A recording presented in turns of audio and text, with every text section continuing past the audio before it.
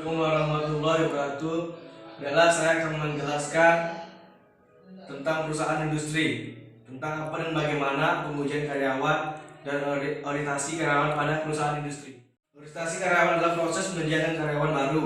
Informasi yang secara ideal harus diketahui oleh karyawan, terutama latar belakang perusahaan yang dapat membantu menumbuhkan engagement karyawan baru pada perusahaan.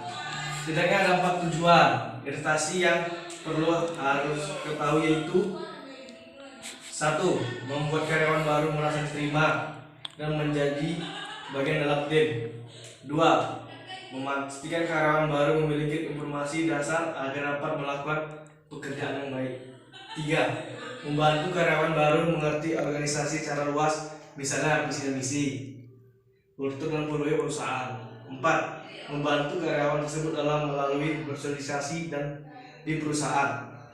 Lamanya proses orientasi karyawan tergantung seberapa lama perusahaan membutuhkan waktu untuk melakukan orientasi.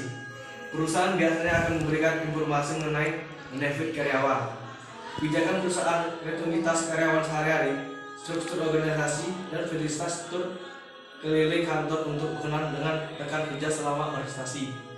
Setelah proses orientasi karyawan selesai, baru dimulai pelatihan karyawan. Pelatihan karyawan adalah proses peningkatan skill atau kemampuan yang dibutuhkan karyawan baru maupun karyawan lama untuk melakukan pekerjaan.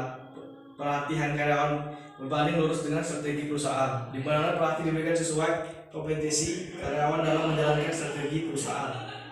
Pelatihan dapat mengaruhi kinerja karyawan, bahkan melebihi dan penilaian dan feedback yang diberikan kepada karyawan. Ada 5 tahap proses pelatihan yang bisa diterapkan oleh perusahaan.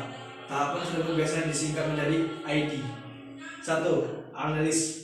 Pada tahap ini harus menganalisis kebutuhan pelatihan disesuaikan dengan kompetensi karyawan. Namun perlu diperhatikan bahwa pelatihan dibuat bertujuan untuk rencana strategi jangka panjang. 2. Desik. Desik berarti merencanakan program pelatihan secara keseluruhan, termasuk objektif, metode, penyampaian, dan evaluasi program. 3. Develop. Tahapan ini berarti membuat struktur atau arahan. 5.